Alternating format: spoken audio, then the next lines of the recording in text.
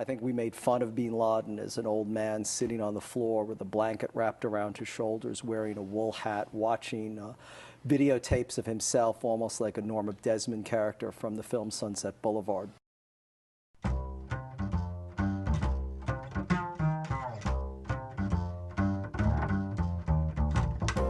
This is Faith Complex, a dialogue about the entanglement of religion, politics, and art.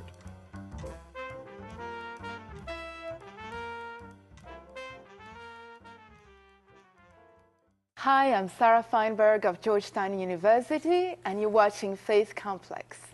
Our guest today is terrorism and counterinsurgency expert Bruce Hoffman, currently the director of the Center for Peace and Security Studies and a tenured professor at Georgetown University's School of Foreign Service.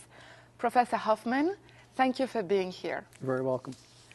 I'd like to start by talking about the events surrounding the killing of Osama bin Laden on May 2nd. What can you tell us about this operation that the media has overlooked? I think what the media has overlooked in this, the killing of bin Laden is the fact that U.S. Special Operations has really come an enormous distance. If you remember, in 1980, there was the failed attempt to rescue the hostages being held in Tehran by the Iranian students, which was really just a tragic, abysmal failure. And yet what we see is a very precise, flawlessly executed and successful operation 20, 30 years later, in essence just a few years after the war on terrorism began, and you can see the progress that has been made just in the past decade. How do you account for this progress? I think it was the exigencies and the priority afforded to the war on terrorism really required, firstly, the special operations community to become far more proficient and indeed as professional as we see. And also, of course, a lot of it has to do with the close working relationship they were able to forge with the Central Intelligence Agency and with other elements of the U.S. intelligence community. In this operation, we found tons of information about Osama bin Laden, but more specifically, you know, we found him living in a well-off Pakistani city, in a large compound, even having some pornography in his home. So how has this changed his image in the Arab world? I'm not sure it's necessarily changed his image as much as we would hope or as much as we've sought to change it. And I think, in essence, 10 years into the war on terrorism, we still have a tin ear, or still we see the Muslim world in particular through our own perspective, not necessarily as people across the globe of that faith see it. In other words, I think we made fun of bin Laden as an old man sitting on the floor with a blanket wrapped around his shoulders, wearing a wool hat, watching videotapes of himself, almost like a Norma Desmond character from the film Sunset Boulevard. But I suspect Muslims may see it very differently. They see a man who lived his life exactly as he said he would, that a very pious man, a man that really devoted his entire existence, or at least since he was a young man, to jihad, to waging a struggle against Islam's enemies. So they see someone with enormous dedication that had already turned his back on fabulous wealth and on a life of comfort, and even up until his death, lived very simply and very humbly. Sitting on the floor rather than luxurious furniture, I mean, that sends a very powerful message that he still was a person down to his roots. So what about the pornography? I think, unfortunately, in my view, it's a non-issue. Firstly, we don't know if it's bin Laden's. There were lots of couriers and lots of people coming in and out of that house. There were 2 other families living there, some with teenagers. And then even if it is true, and even if it is bin Laden's, will anyone really believe it? In 2008, you published an article in Foreign Affairs entitled "The Myth of Grassroots Terrorism, Why Osama bin Laden Still Matters." And you were pretty much arguing against the conventional view of a leaderless jihad against the United States. So following al-Qaeda's leader's death, do you think its ability to do damage will decline? I'm not certain, actually, and I think certainly not in the near future. Al-Qaeda success was, I think, always predicated on the fact that it was run almost along corporate lines. Bin Laden, for all his piety, for all his devotion to his religion, didn't actually hold any formal theological credentials. Rather, his undergraduate degrees were in economics and public administration. And he then cut his teeth in his family's billion-dollar multinational business empire.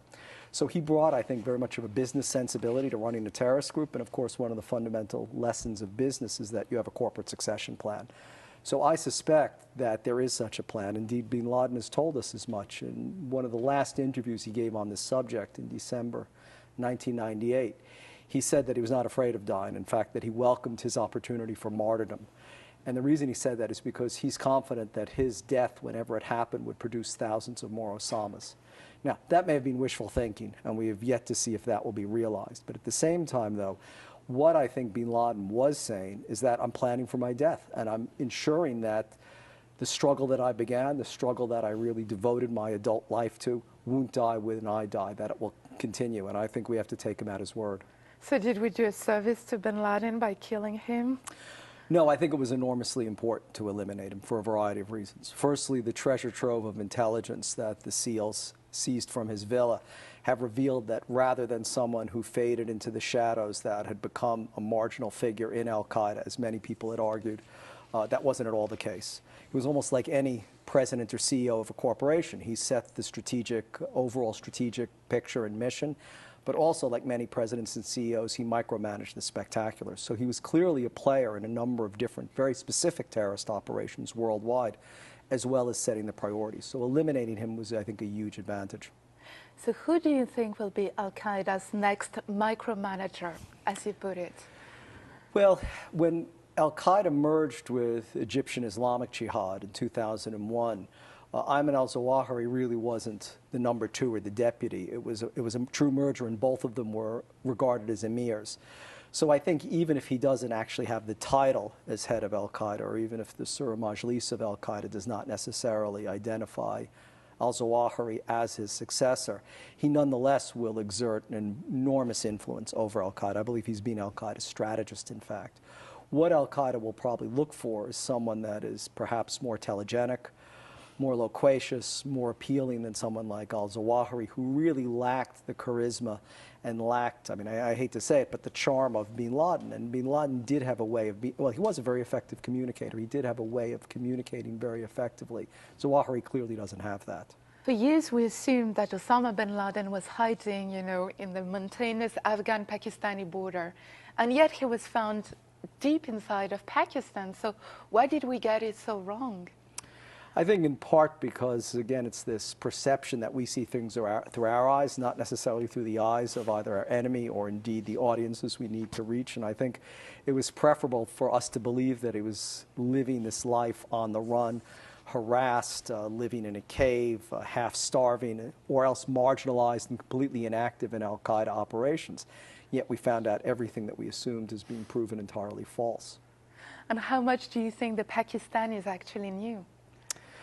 Well, I think with the Pakistanis, both at the military and governmental and intelligence levels, it's probably not so much what they knew, but what they cared not to know. So I say that probably it was mostly omission rather than commission, in the sense that no one asked questions about who was in that villa. No one wanted to ask the questions for fear for their careers, because it wouldn't be very popular to ask those questions. Secondly, I'm sure they probably feared for their lives that if they asked too many inconvenient questions, they might disappear themselves. So it was just easier for many people to ignore. But I'm sure there was a core of people somewhere that in Pakistan that were quite aware of where bin Laden was and who was in that villa. Given the Obama's administration intense outreach to the Muslim world, how do you think that this operation will change the image of Obama from Marrakesh to Jakarta?